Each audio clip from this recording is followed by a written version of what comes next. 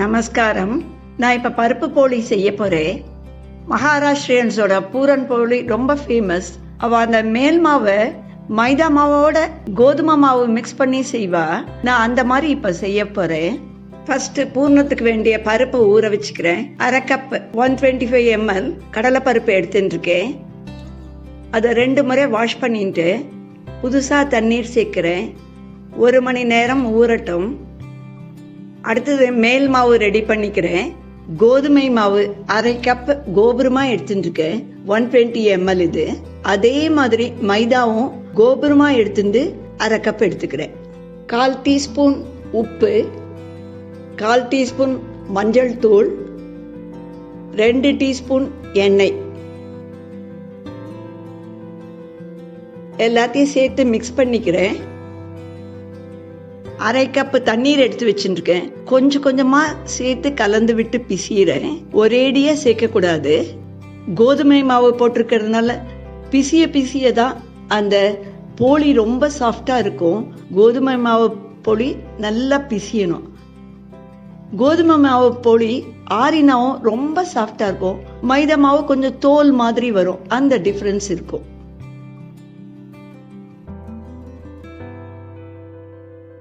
அரை கப்பு தண்ணீரையும் சேர்த்துட்டு கொஞ்சம் கொஞ்சமா சேர்த்து 4-5 நிமிஷம் நல்லா இழுத்து பிசிஞ்சிருக்கேன். ஒரு கப்ல 4-5 டீஸ்பூன் எண்ணெய் எடுத்து வச்சுருக்கேன். எண்ணெயும் தண்ணீர் மாதிரி 2-3 முறையா கொஞ்சம் கொஞ்சமா சேர்த்து இழுத்து விட்டு நல்லா கையால தேய்ச்சி தேய்ச்சி பிசியணும். மைதா மாவு மட்டும் மேல் மாவா யூஸ் பண்ணி பருப்பு போலி லாஸ்ட் இயர் யூடியூப்ல போட்டிருந்தேன். அதனுடைய லிங்கை டிஸ்கிரிப்ஷன் பாக்ஸ்ல கொடுக்குறேன். அதே மாதிரி தேங்காய் போலி கர்நாடகாவோட ஸ்பெஷல். அது ரவைய மேல் மாவா யூஸ் பண்றது. அதனுடைய லிங்கும் கொடுக்குறேன். ஒவ்வொன்றும் டிஃப்ரெண்ட் டேஸ்ட் இருக்கும். ட்ரை பண்ணி பார்க்கலாம். 5 டீஸ்பூன் எண்ணெயில 3-3.5 டீஸ்பூன் எண்ணெய் யூஸ் பண்ணிட்டு மீதி திரும்பவும் அப்புறம் யூஸ் பண்ணிக்க வச்சுக்கிறேன். எண்ணெயும் சேர்த்து ஒரு 4-5 நிமிஷம் பிசிஞ்சுட்டு இதை அப்படியே மூடி வைக்கிறேன். 1 மணி நேரம் நல்லா ஊறட்டும். பருப்பு 1 மணி நேரம் ஊறிட்டு இதை அப்படியே ஒரு ப்ரெஷர் குக்கர்ல சேர்த்துக்கிறேன். பருப்பு வேகத்துக்கு தேவையான அளவு தண்ணீர் இருக்கணும். அடுப்பு தீ மீடியம்ல வச்சுருக்கேன். 5-6 விசில் வரட்டும். 5-6 விசிலுக்கு அப்புறம் அடுப்பை அணைச்சிட்டு 15 நிமிஷம் கழிச்சு திறக்கிறேன்.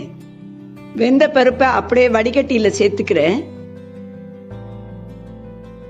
இந்த பருப்பு ஜலத்தை அப்படியே சாம்பார் செய்ய யூஸ் பண்ணிக்கலாம்.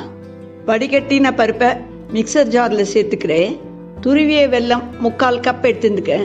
என்னுடைய வெல்லம் ரொம்ப சுத்தமா இருக்கு. அதனால நேராவே சேர்த்துக்கிறேன்.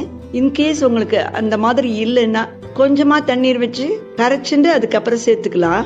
5-6 ஏலக்கால தோலை உரிச்சிட்டு சேர்த்துக்கிறேன். நல்லா ஸ்மூத்தா தண்ணி சேர்க்காத அரைக்கணும். ஸ்மூத் பேஸ்டா அரைச்சிட்டேன். வானிலையில 1 டீஸ்பூன் நெய் சேர்த்துக்கிறேன். அரைச்ச விழுத சேர்த்துக்கிறேன். அடுப்பு தீ லோல வச்சுருக்கேன். விடாம கிளறணும். ஒட்டாத பதத்துக்கு கிளறி எடுத்துக்கணும்.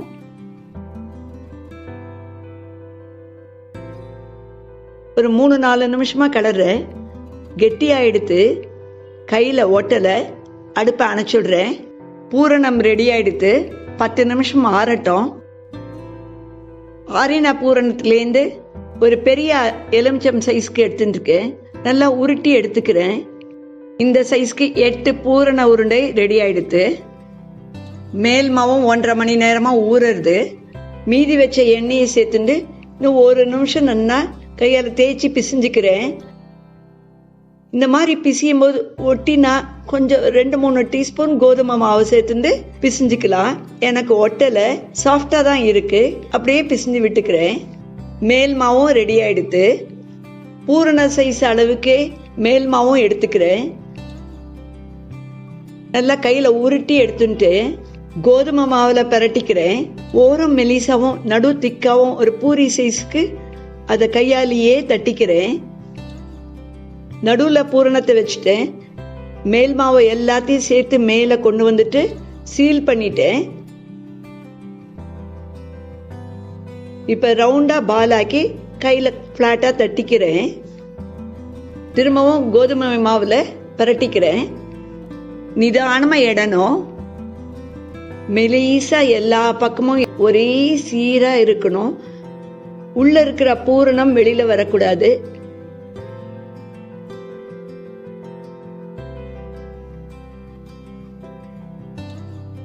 என்னுடைய ரெசிபி பிடிச்சிருந்தா சப்ஸ்கிரைப் செய்து லைக்கும் ஷேரும் பண்ணுங்க.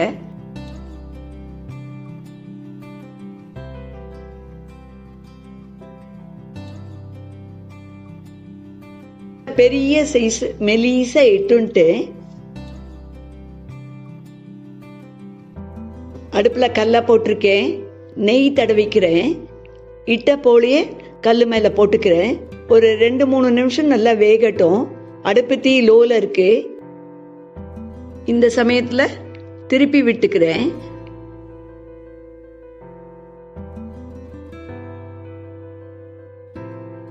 ஒவ்வொரு பக்கத்துக்கும் 1 டீஸ்பூன் நெய் யூஸ் பண்ணி 2 பக்கமும் ஈவனா வேக வச்சுக்கிறேன். போலி ரொம்ப சாஃப்டா இருக்கனால கரண்டியால திருப்பும் போது இந்த இடத்துல லேசா ஓப்பன் ஆயிடுது. அவ்வளோ சாஃப்டா இருக்கு போலி. ஒரு போலி செய்துட்டேன். அதே அளவுக்கு 7 பூரணமும் 7 மேல் மாவு உருண்டையும் ரெடி பண்ணி வச்சுட்டேன்.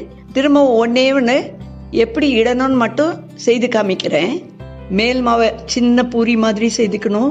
பூரணத்தை உள்ள வைக்கணும். எல்லா பக்கமும் க்ளோஸ் பண்ணி சீல் பண்ணிடணும். கோதுமை மாவுல பரட்டிண்டு ஒரே திக்னஸ்ல இருக்கணும். மெலிசா இந்த மாதிரி இட்டுக்கணும். வரலட்சுமி நோன்பு, பிள்ளையார் சதுர்த்தி, நவராத்திரி, போகி பண்டிகை, இந்த மாதிரி எல்லா பண்டிகைக்குமே போலி செய்யலாம்.